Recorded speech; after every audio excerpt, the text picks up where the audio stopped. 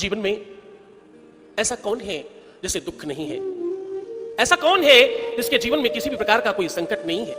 ऐसा कौन है जिसके लाइफ में, जिसके जीवन में, जिसके घर संसार में किसी भी प्रकार का कोई संकट या तकलीफ नहीं है? जरा विचार करना, तकलीफ मिलती क्यों है?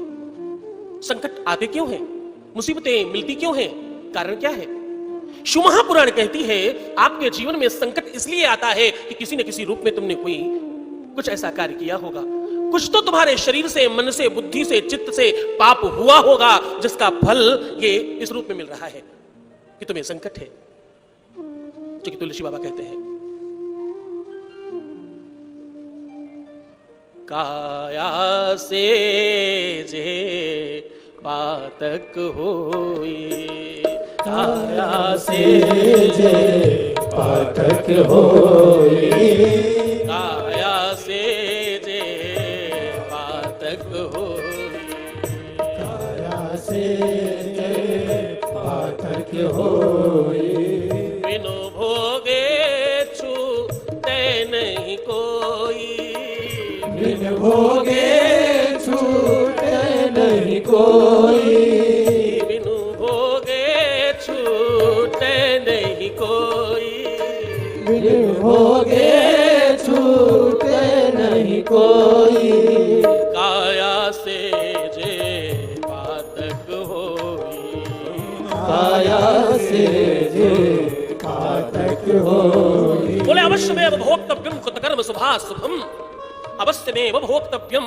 कृतकर्म शुभा शुभम। शुभ और अशुभ फल का प्रतिफल है हमारे जीवन में शुभता आना या अशुभता आना, सुख आना या दुख आना। जब तुम्हारे जीवन में कुछ पाप हुआ तो दुख आया, यहां तक बात समझ आ गई।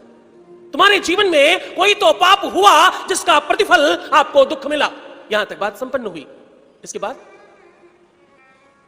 कहते हैं कि जो भी तुमने पाप सांसारिक जगह में, अपने घर ग्राम क्षेत्र में तुमने किए होंगे, वो पाप जैसे ही तुम कोई पुण्य क्षेत्र में जाते हो वो नष्ट हो जाते हैं।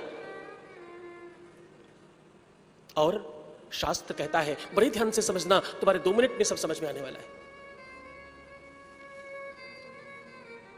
तो जब तुम कोई तीर्थ यात्रा करते हो, जब तुम किसी मंदिर में जाते हो, शिवालय में जाते हो, शंकर के मंदिर में जाते हो, देवी के मंदिर में जाते हो, हनुमान के मंदिर में जाते हो, तो वो तुम्हारा पाप नष्ट हो जाता है, ऐसा शास्त्र कहता है। शास्त्र में साफ साफ लिखा है, अन्न क्षेत्रे कृतम पापम पुण्य क्षेत्रे विनश्यति, लेकिन पुण्य क्षेत्रे कृतम पापम वज्रलेपो भविष्यति। लेकिन जो तुम पुण्य क्षेत्र में पाप कर बैठते हो गलती से, वो कहीं जाकर नष्ट नहीं होता। बस यहीं से शिव महापुराण प्रारंभ होती है। ऋषियों ने कहा कि मानव जन्म में ऐसा संभव नहीं है, हम तो हर कदम पर पाप कर बैठते हैं और ये परंपरा बन गई है। शंकराचार्य जी तो लिखते हैं, अपराध परंपरा परम, बोले ये तो परंपरा है, हो ही जाता है। मनुष्य गलती का पुतला है, ये अक्सर हो ही जाती है। गलतियां होना स्वाभाविक लक्षण है।